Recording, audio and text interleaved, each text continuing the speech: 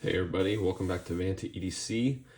Today I'm going to be doing my just over 1 month review of the Chris Reeve Knives Umnumzaan. And in particular, I've had this MagnaCut Tanto version. And so, yeah, for those of you who don't know, this model is, I think it's 15 years old now. I think it came out in 2008, but they recently upgraded the blade steel to MagnaCut. I think that was last year, 2022. And so, aside from that, this is, as I said, mentioned the Tanto. They do the MagnaCut to 63, 64 Rockwell hardness. It does have this nice hollow grind that I think all Chris Reeves have, as far as I know, at least in terms of their folders. And it comes in this sort of hazy, slightly reflective stone wash. It is a 5 ounce knife. The blade from this portion of the handle to the very tip is 3.625 inches long, and I measured the actual primary cutting edge from here to here being 2.81 inches long. The thickness of the whole knife, I guess from the handles, is 0.44 inches, so it's a fairly slim knife. It is full titanium scales. I believe all the hardware is steel. I could be wrong on that actually, but and it's a frame lock. It's Chris Reeve is the inventor of the frame lock. They originally called the Reeve Integral Lock. So, yeah, comes with this. This comes with this lanyard standard from the factory. So far, I have not made any changes to it, but I will be, and I'll get into that later. So, this is a knife I mentioned in the initial impressions video that I already released of this knife. This is a knife that is very outside the realm of most of the knives that I've bought to this point, and have in my collection. Most of those are very kind of more smaller EDC fidgety type knives. Some of them are drop sheddy.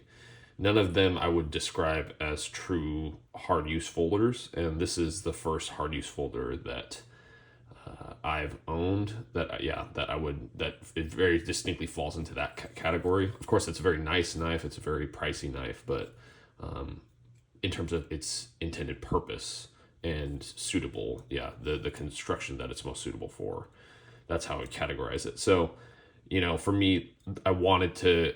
And the reason I got it was because I realized I don't have something like that in my collection, and I think it'd just be good to have a knife like that, considering that, there are going to be tasks when it comes to working around the house, working around the yard, and just in general, kind of even thinking more, unrealistically in the whole, if you could only have one knife for the rest of your life, which, thankfully that's not the situation, but this could definitely qualify for that. For me, just knowing how durable and versatile it can be. So what appealed to me about this was the fact that it's full titanium scales. It's a very strong lock. Plus, it has these over travel stops. The thumb studs also serve as external stops, and it has this MagnaCut blade with this the Tanto shape. Therefore it's very corrosion proof. It's good toughness. Theoretically good edge retention. I'll get into that in a minute. So that's why I got this knife in particular, and I was lucky enough to just be paying attention to the Reddit page, blades in stock, when literally the minute after someone posted that a dealer had some available. So I jumped on that, and so I've been carrying it, I've had it for just over a month now at the time of recording this. So I'll get into my experience with it so far, compare it to some of the knives that you see here, and then go into small details and things that I like about this knife, and then things that I don't like and whatnot, because it's a great knife, but it's not a perfect knife, at least not for me. So, so my experience so far, I'm going to start with the negative before I go into the positives, because that's honestly just kind of my personality. The edge retention or the edge durability, either way, not nearly as good as I was expecting. Now, for context, I have not had a MagnaCut user, nothing that I've used to any real, with any real, I don't know, not severity, but I have knives in MagnaCut, but none of them have been like significant users. And so I'm going to try to catch this in here. But okay, so yeah, you can see it right there, right at the middle of my thumb. See that white bit right there? That is a chip. It's not a roll. You can see it catching the reflection there. That happened within the first 2 days of owning it while I was breaking down cardboard. And yes, it was just cardboard. I mean, it may have been double walled, but I don't even think it was double walled. I'm like 90% certain I did not run it through any staples in that cardboard or anything other than that physical cardboard. And yet that's what happened. Now, granted, I mean, I was cutting a lot of it, so maybe that has something to do with it. I know cardboard is an abrasive material when it comes to blade steel, but at the same time, that was not what I was expecting. And let me get a piece of paper. It's very noticeable anytime I'm actually cutting something like paper. So let's see if I can demonstrate it for you guys here. So let's see.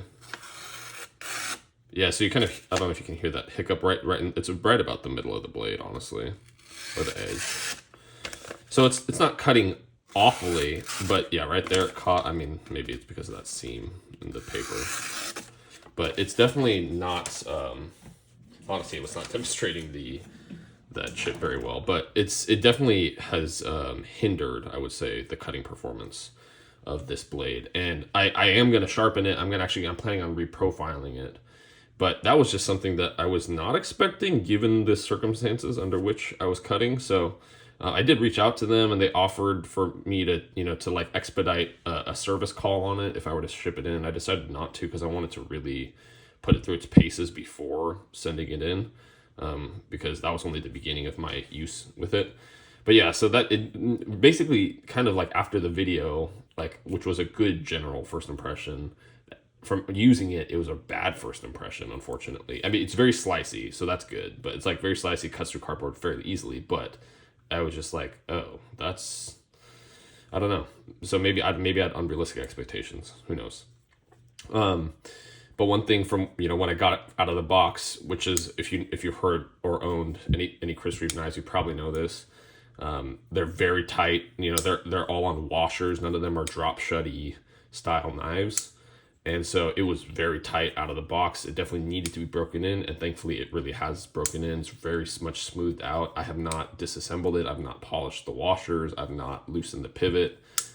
It's really smoothed out just by me, using it within a month. And so smoothed out to the point, because when I got it, and partially because I wasn't used to knowing how to deploy it, but I probably could only deploy it up to like here with a strong thumb flick. But now, oh well, it does take a lot of, it does take a lot of intention and like the perfect sort of placement and the right sort of pressure put into your thumb, building up tension on the thumb stud. But yeah, I can now flick it open all the way with a lot of authority. So yeah, it's really smooth out. It feels very satisfying to also roll out and to honestly just close like that. You can, it's not frictionless, but it's also, it feels different than bearings. And for those of you who are more experienced with knives, that probably is no surprise. But for me, who's still like only about just over a year into really being an enthusiast about knives, it's a really distinct experience, I would say. So yeah. Now, I kind of alluded to it. So I've done a wide variety of tasks with this. I broke down lots of cardboard, as I mentioned. I even, I think ate at least one meal cutting into like grilled zucchini on a plate, very gently, I should add. I scraped some stickers off the bottom of these like stoneware type dishes. I even sharpened a pencil. And just the other day, I was like cutting vines and rope off of a tree in my yard. And so it's done very well in all those things in terms of slicing very well, holding up relatively well. I've only stropped this once. I haven't like ever sharpened it truly. So it's held up okay given all that. And just for you guys to see in terms of wear on the blade, I mean, there's definitely marks on it, but nothing of any serious, no major like scratches or other blemishes.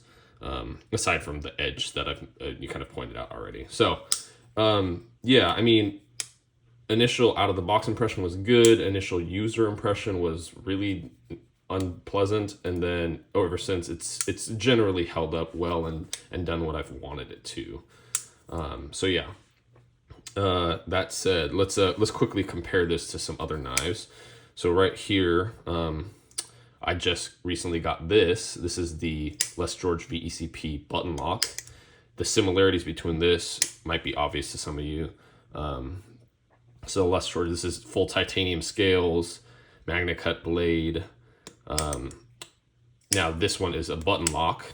It's not a frame lock, but it's also on bearings. And so this one is similar in terms of material choice, very similar in size, like almost identical in size. Like if I put them next to each other, let's see. Put them end to end. Is it actually? Yeah, I guess hold on, let's see. Yeah, the VECP, actually, no, honestly, they are like so close in length to one another. It's minute. So, yeah, very similar size knives, similar weight. I think the VECP has a few fractions of an ounce more to it. But yeah, very similar. The only difference being really the lock type, and I would not. The lockup on both of these is rock solid, but I would give the advantage to this just by virtue of the fact that it's not a button, because button locks are not the strongest lock innately. And then on top of that, this has these external stops on the blade as well. So really even more confidence with this strength-wise than I would with the VECP button lock. But yeah, a lot of similarities there. And then this is another knife on washers with a similarly kind of oriented steel Van-X, like virtually rust-proof, supposed to have decent edge retention and toughness. But this is this is a more of a, at least historically for me, a more typical EDC knife. It's also on washers. This is a liner lock. It's a lot more flicky and fidgety in some respects because of that. But yeah. And yeah, here's a pair 3 also on washers. And so, sorry, I should say, for these two, they're only as smooth as they are because I polished the washers. Now, with the Umnumzaan, I initially thought I might want to do that just to expedite the process, but the weird enthusiast in me, kind of the purist in me, is like, well, why don't I just get it there organically? Because I know I basically knew from the get-go I was going to keep this knife because of what I mentioned before, that I want this to be this hard user that I can depend upon basically whenever. So yeah. Yeah, so there's just some comparisons. Now I'll get into kind of the small details of the Umnumzaan that I really like. The hollow grind, plays a huge part in the actual performance of the knife. It's very slicey behind the edge. Let's see if we can get you, kind of, is that a, let's see if it can, yeah, it's kind of hard to get the camera to focus, but yeah, it's a very, very slicey blade, even though it's not the thinnest stock. I believe it's like 0.14, maybe 0.15 inches thick at the thickest point. But yeah, it gets really thin directly behind the edge because it's a hollow grind. I really like the solidity and the heft of this knife. This is, I think, my first knife at 5 or plus ounces, and it's like, doesn't feel as, like, I was expecting it to feel like a brick, and it does not feel like unnecessarily heavy at all. It feels strong, but not like a dead weight essentially. And so, but it feels strong, and it feels hefty because it's full sized, I guess, in part. Material choice as well, I'm sure, plays into that. But it's still very pocketable, I would say, partially because of just how it's like less than a ½ inch thick, which is thinner than some of my other even smaller knives. And so, yeah, it feels great in that respect. The overall aesthetics, I think, also, I mean, aesthetics are always subjective, but for me, I think initially when I first saw this design, like a year ago or 2 years ago, or whenever it was, it did not really appeal to me, but just kind of in a way, it's one of those things where knowing the functionality of the blade enhanced the fashionability, if you want to call it, the aesthetic appeal of the knife. And so, I think the Tanto profile that they do with this. I don't know if you call it a chisel, like chisel tip or whatever. And then with the blade finish and then the swedge here, it's very faceted. It's actually like a there's the spine and then these two angled facets before you actually hit the primary bevel of the knife. And so yeah, it's just aesthetically very appealing. It's a minimalist sort of design, so it appeals to me in that respect as well. Yeah, another, I guess, yeah, thing that I appreciate about this knife is, yeah, the tolerances. And that's a very common thing to hear when you're talking about, when you watch people's reviews about Chris Reeve knives, is just how tight the tolerances are. And that plays into the lockup as well. This knife has not, there's no loose bits save for the lanyard tube there, which I believe is, probably an intentional design feature. But yeah, like there is no play in this blade.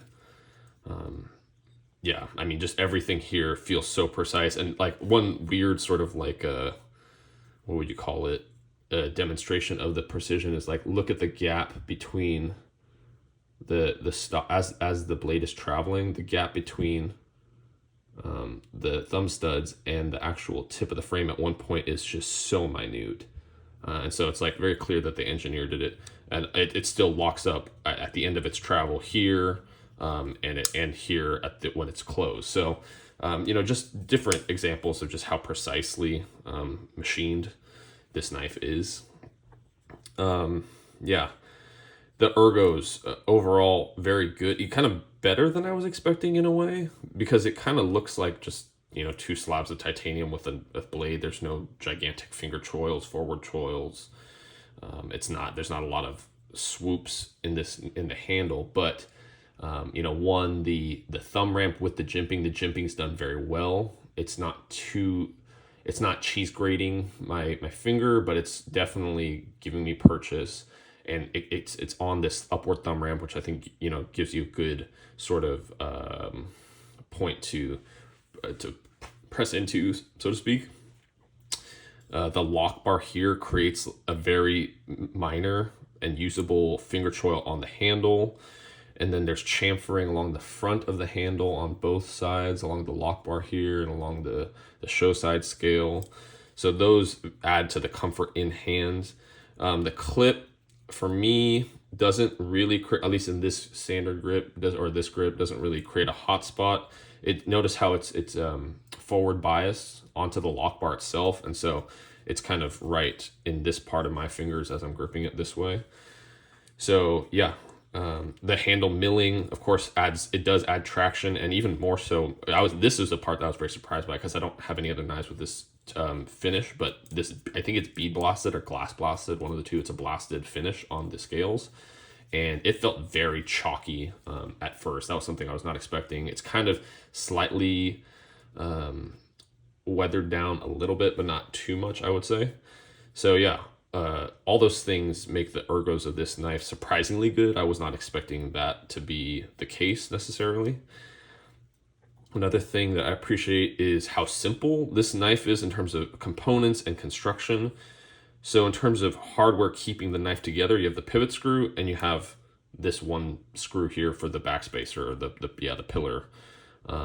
And so if you would take those off, then you can pull the knife apart. Like this lanyard tube, I believe you can just remove without.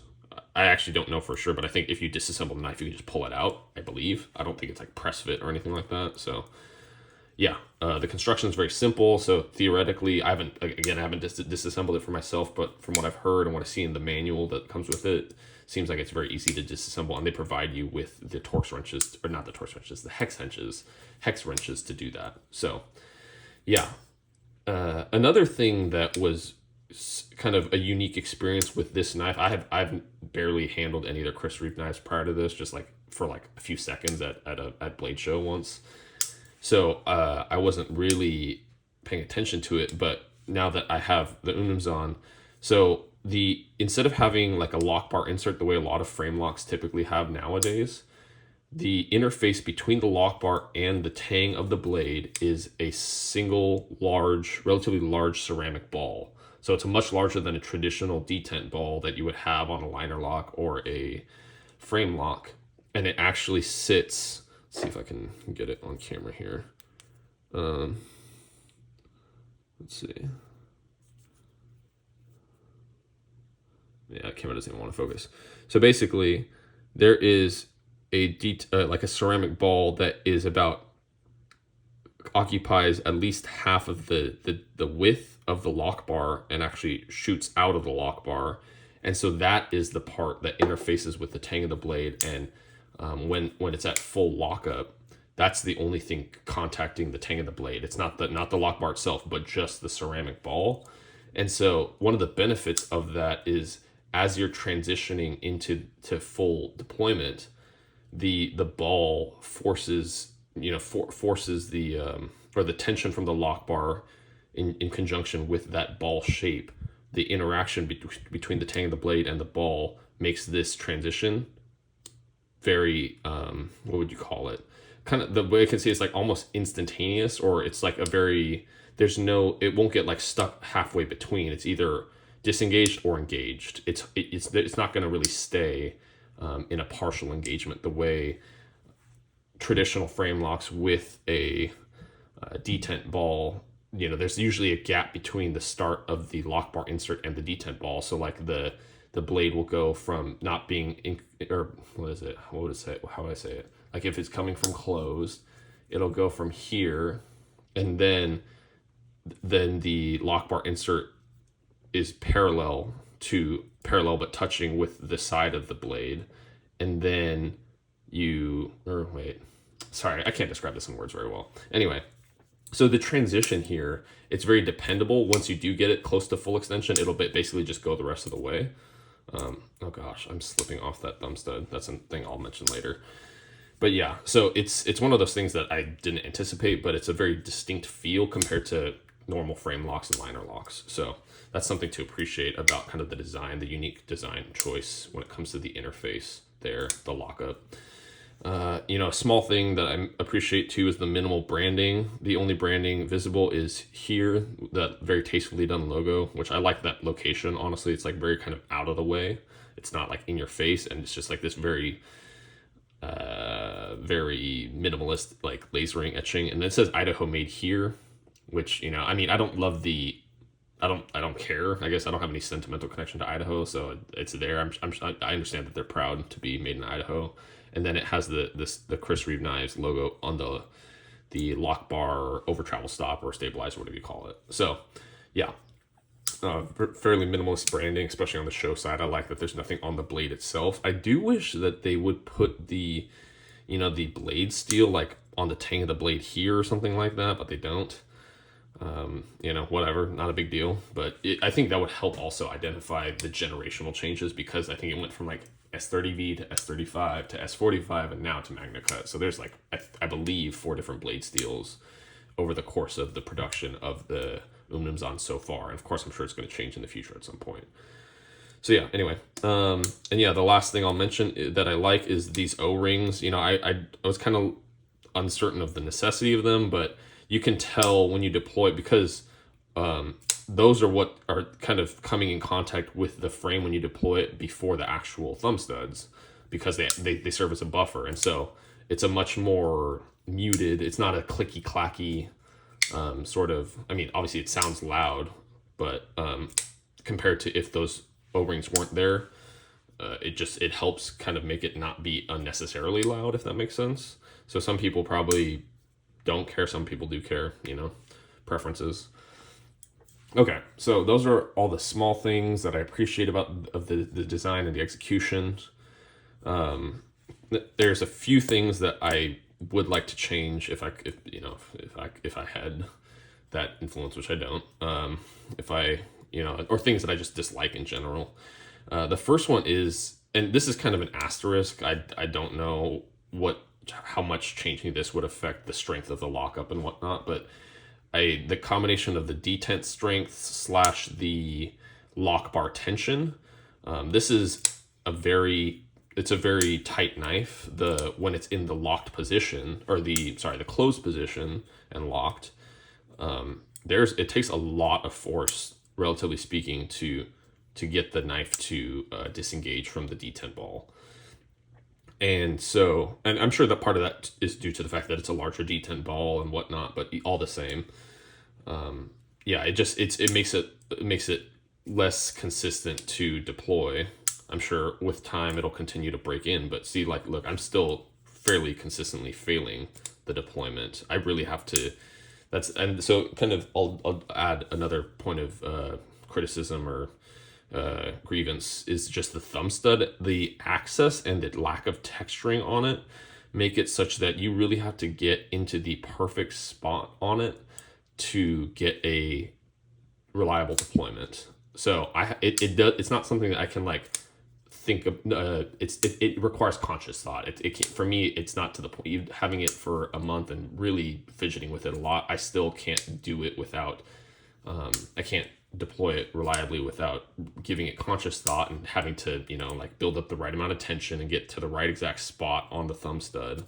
And then even if I do sometimes, as you saw just there, unintentionally, I slipped off because the dome on these thumb studs and is like smooth, super smooth. It's not blasted like this. It's about the same texture as the blade itself, like this smooth stonewash. And as far as I can tell, there's no way to, like, I've not even been able to like even get a failed deployment doing a reverse flick on the lock side thumb stud. Maybe some people can, but I can't. I can't get the right access, and therefore I can't get the traction. So it's just not happening. Which is fine. It doesn't need to be that way. I didn't buy it to be a fidgety knife, but at the same time, it's like so even if I'm deploying with my left hand, like I cannot. Oh well, look, there you go. Maybe for the okay. So yeah, I can roll it, but there's no way. I don't think it'll take a very long time for me to get to the point where like I cannot. I'll have to figure that one out more. Maybe I'm just a total noob. So yeah, the clip, that's a big, honestly for me, aside from the really limited and frustrating thumb stud, the clip is my other major point of grievance. Is it's like it's relatively sharp, and I have to use it as a sort of index point when I'm trying to deploy the knife. And so it's very uncomfortable the more you deploy it, because you're kind of like, at least for me, I'm kind of naturally kind of gripping onto the edges right here. And it's tricky because this because the clip is fully on the lock bar and it's not offset. It's not partially, like the tension isn't being placed upon the main portion of the scale. It's being placed fully on the lock bar. Notice that tension, right? It's very tight. It makes it so you can't put too much downward force onto that clip as you're trying to grip and deploy. So that's frustrating to me, and that's a big reason why I got this aftermarket RGT, like Rips Garage Tech's clip, which I've tried on. I haven't actually like carried with that clip yet, but I literally right before this video tried it on just to see how it felt, and it already feels a lot better.